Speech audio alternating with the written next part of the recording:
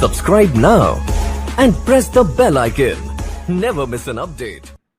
दुनिया भर में बहुत सारी चीजें हैं, कुछ अच्छी और कुछ बुरी। अच्छी चीजें अक्सर आपको सतह पर देखने मिल जाती है और ज्यादा से ज्यादा लोग इससे जुड़ना चाहते हैं क्योंकि ऐसे ही हमारा समाज बना है। पर कुछ चीजें हैं जो यही समाज को नष्ट करने की काबिलियत रखती है और इसीलिए इसे दुनिया से छुपा के रखा गया है। इनफैक्ट मैं तो ये भी कहूंगा कि इन चीजों के बारे में न जानना भी एक तरह से सही है क्योंकि नेगेटिविटी आपके दिमाग में नहीं आएगी, लेकिन नहीं जाने बिना रहना भी आज के युग में बेवकूफी होगी क्योंकि आपको दुनिया का एक अंदाजा भी होना जरूरी है ताकि आप सतर्क रह सको और फिर यही चीजों के बारे में जानकर आप अपने आप को स्ट्रांग बना पाओगे और सही और गलत में सटीक अंतर निकालना भी सीख पाओगे। सो इसीलिए आज हम बात करने वाले हैं एक बहुत ही गुप्त विषय पर जिसे कॉमन भाषा में कहा जाता है दी डार्क वेब। अब फ्रेंड्स, मैक्सिमम लोग जब इंटरनेट के बारे में सोचते हैं तो उन्हें लगता है कि इंटरनेट में सिर्फ अपने डे टू डे काम जैसे कि वीडियोस देखना, न्यूज चेक करना, online bookings, social media use करना, बस यही होता है। बट ये तो बस वही दुनिया है जो आप सतह पर देखते हो। इसकी गहराई में भी एक बहुत ही अलग इंटरनेट की दुनिया है जो टेररिस्ट, क्रिमिनल्स, मानसिक रोगी, विनाश चाहने वाले लोग, टॉप सीक्रेट जासूस, हाई सिक्योरिटी वाले लोग एटसेट्रा हर दिन एक्सेस करते हैं, लेकिन आप और मैं चाह के भी उन्हें कभी ट्रैक नहीं कर सकते।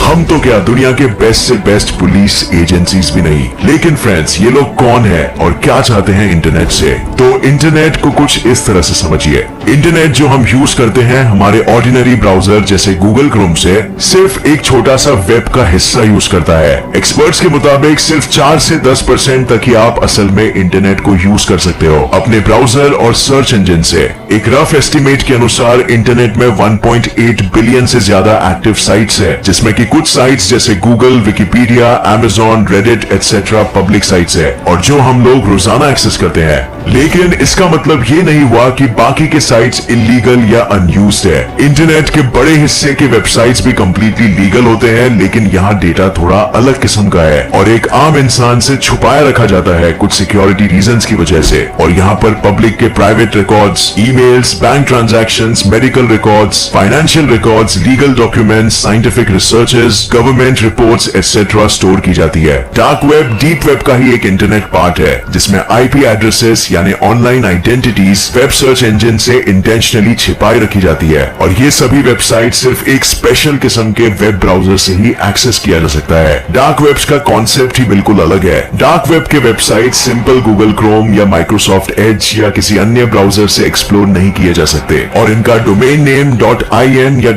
.com के बजाय .onion से एंड होता है। अब ऑनियन यानी प्याज ऐसा नाम क्यों दिया गया, इसके पीछे एक बहुत ही इंटरेस्टिंग स्टोरी है जो कुछ ही देर में हम जानने वाले हैं। तो जिस तरह से हम अमेजॉन, फ्लिपकार्ट, स्नैपडील से बुक्स, क्लोथ्स एटसेट्रा ऑनलाइन मंगाते हैं, उसी तरह terrorist, drug smugglers, illegal animal parts, fake currencies, fake passport dealers, बच्चों के साथ गलत काम करने वाले मानसिक रोगी, credit card hackers, anti nationals etcetera dark web से इलीगल और खुफिया ट्रांजैक्शंस करते हैं क्योंकि उन्हें कंप्लीट प्राइवेसी और सीक्रेसी मिल जाती है। लेकिन अब ये सवाल आना जायज है कि अगर ये इतनी खतरनाक चीज है तो इसे क्रिएट किसने किया और इसे बंद क्यों नहीं कर देते? और फ्रेंड्स, मेरे मन में भी बिल्कुल यही सवाल आया था जब मैं इसके बारे में जानने की कोशिश कर रहा था। तो इसे समझने के लिए चलते हैं थोड़ा अतीत में। सो फ्रेंड्स, क्या आपको पता है कि हमारा इंटरनेट हमें शुरुआत में मिलिट्री टेक्नोलॉजी के लिए किए गए रिसर्चेस की बदौलत मिला था?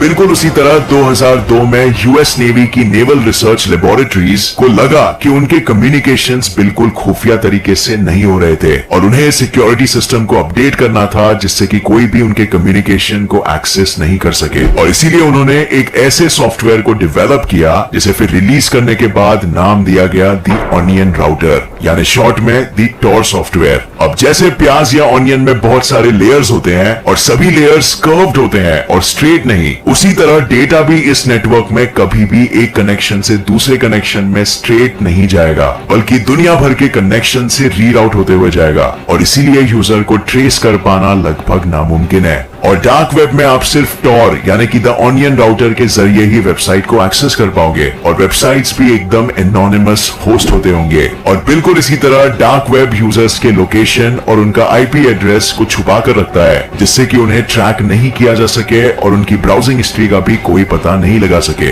वैसे तो शुरुआत में ये सॉफ्टवेयर सिर्फ मिलिट्री इंटेलिजेंस और कम्युनिकेशंस के लिए थी, लेकिन बाद में यूएस मिलिट्री ने इस सॉफ्टवेयर को थोड़े इररिस्पॉन्सिबल और सेंसर्ड देश जैसे चाइना, नॉर्थ कोरिया, ईरान के रिबेल्स को यूएस गवर्नमेंट के साथ सीक्रेट कम्युनिकेशन के लिए यूज करने के लिए दिया, ताकि उन रिबेल्स और यूएस गवर्नमेंट के बीच कम्युनिकेशन सीक्रेटली हो पाए। और फिर धीरे धीरे ये वहां से लीक होकर पब्लिक होना शुरू हो गया और आज डार्क वेब्स को प्रीटी मच हर तरह के लोग यूज करना शुरू कर दिए हैं, अच्छे और बुरे दोनों, लेकिन शायद क्रिमिनल्स ज्यादा।